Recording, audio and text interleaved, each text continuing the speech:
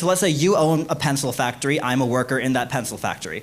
You can have all the machinery, you can buy all the raw materials you want, but without me, and presumably many others like me, to assemble the pencils, all you would have is a pile of wood, yellow paint, graphite, rubber, and aluminum. Okay. That would be worth, and that is worth less than the pencil when you try and sell it. And yet, all of that value added by labor, apart from the wages that you give me, which if we're being honest, there is a major power imbalance in our ability to negotiate that. If all that putting the pencil together requires is basic use of your prefrontal cortex, then yes, your labor is alienable at lower rates than if you are a doctor. That's not the fault of the person who owns the machinery.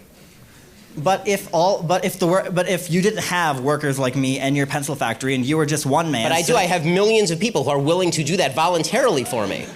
If you're just one person trying to assemble pencils, you're not going to get very far. You need workers. Capital needs labor infinitely more than labor needs capital. That's why you have worker cooperatives where the workers are the ones... I fundamentally disagree on the distinction between capital and labor. Capital is just a term for money. If you're talking about money, money does not grow from the ground. Money only has value because it was traded for labor at one point or the products of labor. So if I take my money and I buy machinery, I have invested my labor in doing that because I didn't get the money from nowhere. Even if I got it from my parents didn't get the money from nowhere. The people who built the machines required me to trade something of value to them in order for me to obtain the machines. The people who invented the machines required people to pay them in order to get the patent to that machine so they could build the machine.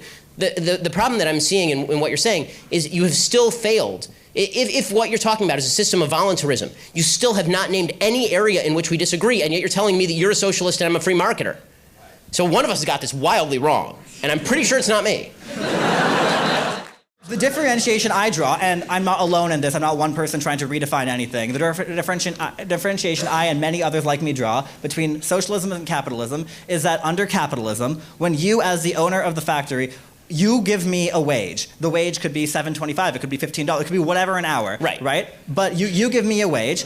All the additional profit above the made from selling the pencils or whatever good you produce above what is reinvested into the company ultimately goes to you or the investors, those who own shares in the means of production. Right. Under socialism, those people are the workers, and the example I give, again, is cooperative enterprise. No, those are the people who are investing the risk. So if they carry the risk, then they get the benefit. The owner of the factory carries the risk, therefore he gets the benefit. The workers in the company you mentioned, if that company were to go bankrupt, they would carry the risk as well as the benefit. If the company goes bankrupt, and this guy has to pay off all of his debts, the worker may lose his job, but he's not the one who's going to incur the debt of having gone bankrupt. If you incur risk, then you're the one who pays the downside. The worker does not pay the downside.